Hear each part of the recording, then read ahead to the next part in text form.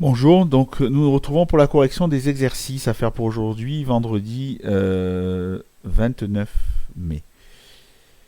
Bien, on commence par le 131, page 236.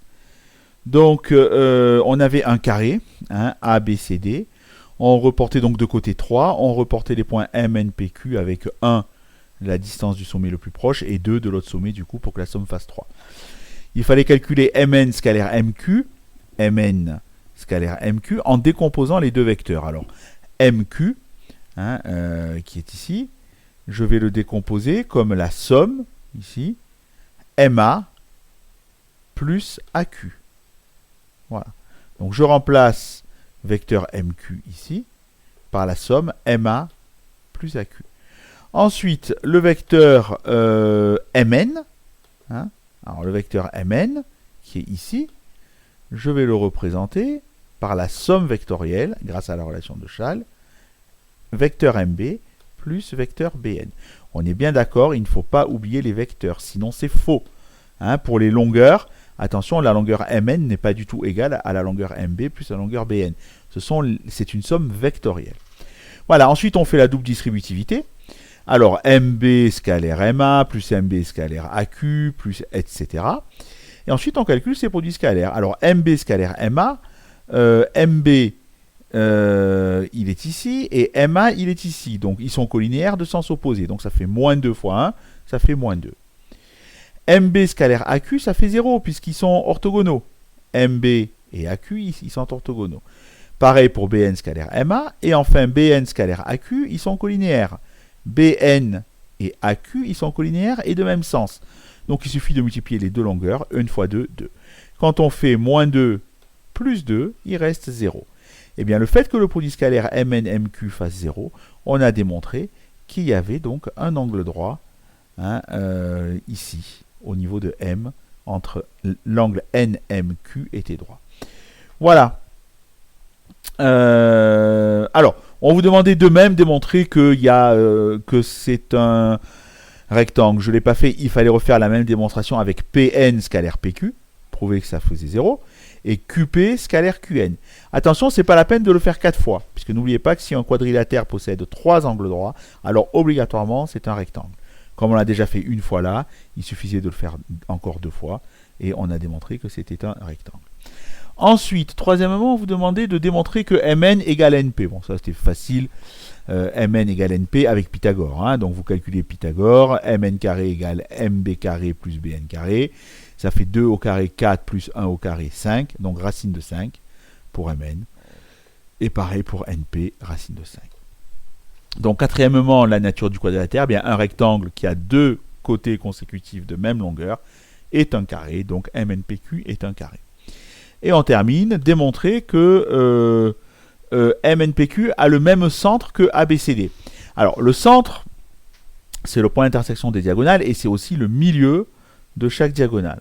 Hein, donc, le centre, je vais le représenter ici. Je vais le mettre en vert. Voilà.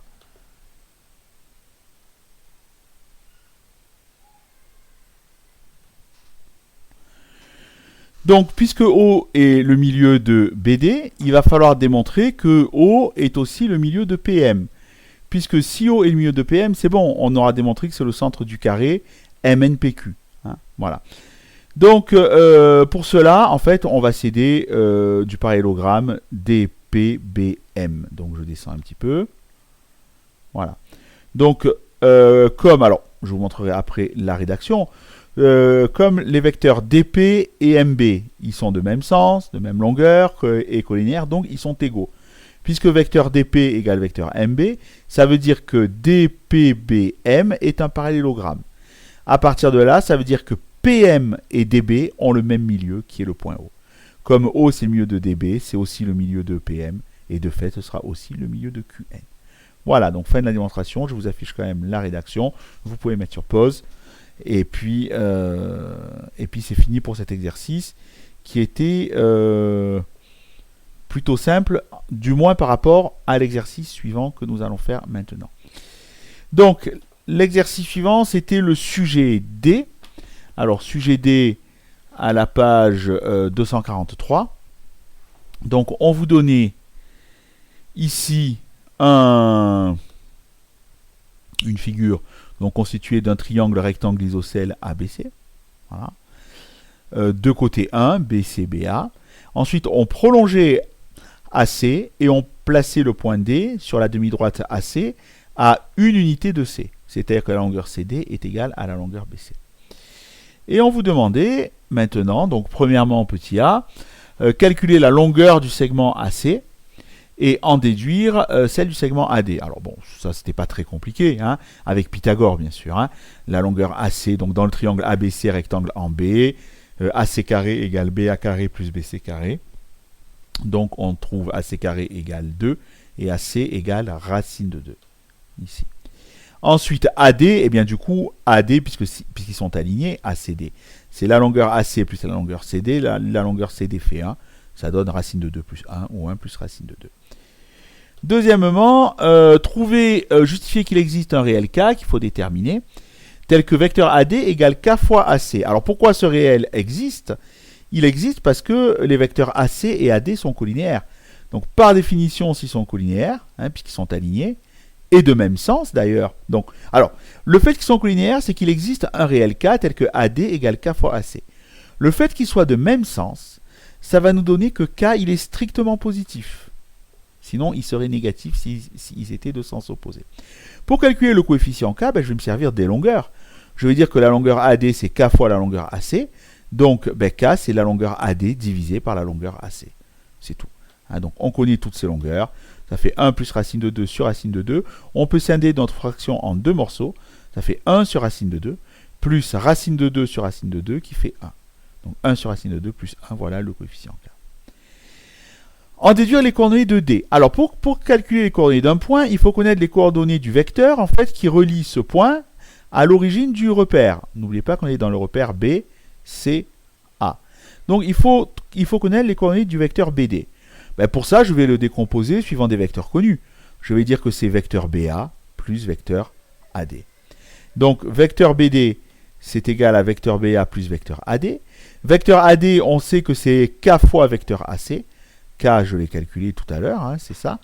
Donc, BA plus 1 sur racine de 2 plus 1 fois vecteur AC. Maintenant, il faut calculer les coordonnées du vecteur BA. C'est facile, du vecteur AC. On ajoute tout ça et on aura les coordonnées du vecteur BD et donc les coordonnées du point D.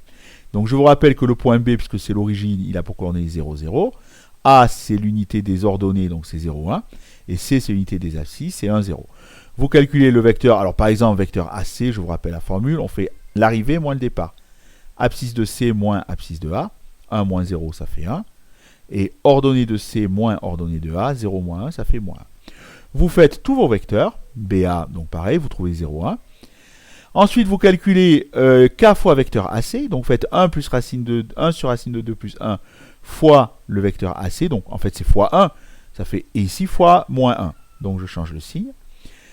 Ensuite, donc maintenant que je connais mon vecteur BA, alors j'ai qu'à faire la somme, hein, pour le calculer, je fais la somme du vecteur BA plus ce vecteur là. Ça fait 0 plus 1 sur racine de 2 plus 1. Ça fait ça. Et enfin, ça fait 1 moins 1 sur racine de 2 moins 1. Les 1 s'en vont, il reste moins 1 sur racine de 2. C'est fini, les coordonnées de D, vous les avez. C'est 1 plus racine de 2 et moins 1 sur racine de 2. C'est pas la seule méthode hein, pour faire les coordonnées d'un point. Peut-être que vous l'avez fait autrement. L'essentiel, c'est de trouver ici le bon résultat. Voilà, on passe à la question suivante. Donc la question suivante... Calculer l'angle BCA. Alors là, c'est de la géométrie de 5e, sauf que c'est avec des radians. Il faut savoir que 180 degrés, c'est pi radian. Hein. Donc, on va faire un petit peu de géométrie ici. On sait que dans un triangle rectangle isocèle, l'angle ici va faire pi sur 2. La somme doit faire pi, la somme totale. Donc, ça veut dire que la somme de l'angle A, ici, plus l'angle C, ça doit faire pi sur 2. Puisque pi sur 2 plus pi sur 2, ça fera pi. Donc, puisque la somme des deux fait pi sur 2, que le triangle est isocèle, donc les deux angles verts ici sont égaux, il faut faire pi sur 2 divisé par 2, ça fait pi sur 4. Donc je sais que l'angle C fait pi sur 4, ici, et l'angle A fait pi sur 4. On termine l'explication. Je repasse au centre. Puisque cet angle-là fait pi sur 4, on sait que l'angle ACD, je vais le coder d'une autre couleur, peut-être en rose, l'angle ACD qui est ici, il fait pi. Eh bien, pour avoir l'angle de sommet C ici, que je vais mettre par exemple en bleu, voilà. Donc, pour avoir l'angle de sommet C ici, il va falloir faire l'angle rose, c'est-à-dire pi, moins l'angle vert, pi sur 4. Pi moins pi sur 4, ça fait 3 pi sur 4. Voilà, donc vous avez la démonstration ici. Voilà, donc vous avez les deux angles qui font pi sur 4. Donc l'angle BCD, ben, c'est le supplémentaire, il fait 3 pi sur 4. Et à partir de là, on va faire pi moins 3 pi sur 4, divisé par 2. Ça nous donne pi sur 8. Oui, puisqu'il fallait calculer les angles à la base, hein, j'avais pas fini.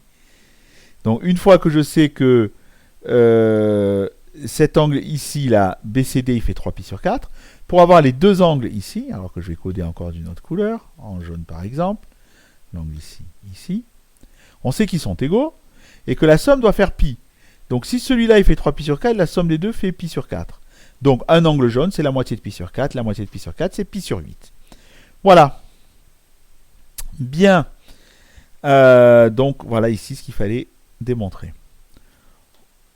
On continue. Troisièmement, petit a, calculer le produit scalaire dA dB. Alors là, on se sert des coordonnées. On a les coordonnées de tous les points.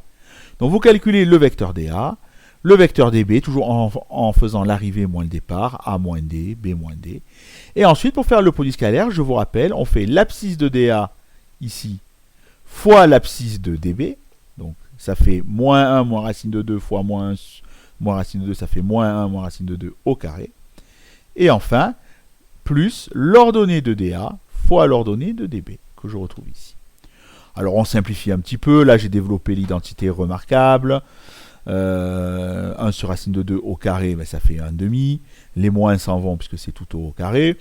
Et ça fait 2 plus 3 sur racine de 2, ce qui donne environ 4,121. Il y a plusieurs façons d'écrire ce résultat. Donc j'ai mis 4,121, comme ça, ça vous permet de vérifier que votre écriture est bonne. Ce n'est pas la seule façon de l'écrire, hein, 2 plus 3 sur racine de 2. Ensuite, exprimer dAdB en fonction du cosinus de l'angle CDB.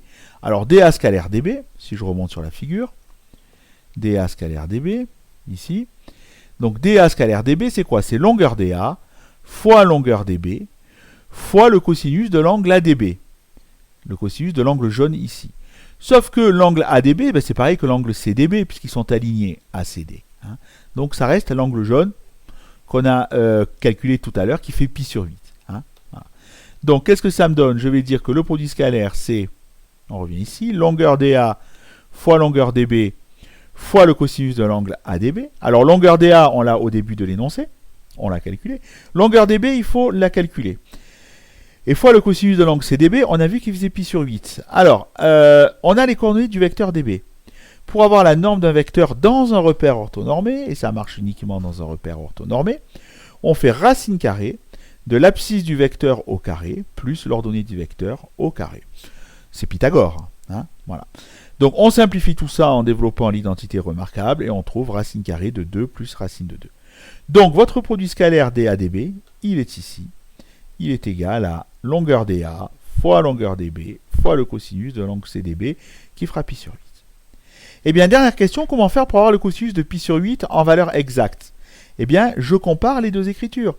Je sais ici que dA scalaire dB, ça fait 2 plus 3 sur racine de 2. Et je sais que ça fait 1 plus racine de 2 fois le cosinus. Donc les deux quantités ici doivent être égales. Donc j'écris que 1 plus racine de 2 plus racine de 2 cos CDB, c'est égal à ce que je trouvais là-haut, c'est-à-dire 421, en valeur exacte, 2 plus 3 sur racine de 2. Et ça, c'est une petite équation qui va me permettre de trouver le cosinus. Hein, donc le cosinus, on fait passer ça de l'autre côté, on fait la division, et c'est fini. On a la valeur exacte du cosinus de pi sur 8. Voilà comment on peut avoir la valeur exacte du cosinus d'un angle de pi sur 8. Voilà, je vous laisse maintenant regarder le cours qui est aujourd'hui un petit peu plus simple que cet exercice sur l'exponentielle. Et puis, que cet exercice sur le produit scalaire, puisque c'est le cours sur l'exponentielle. Voilà, bonne continuation.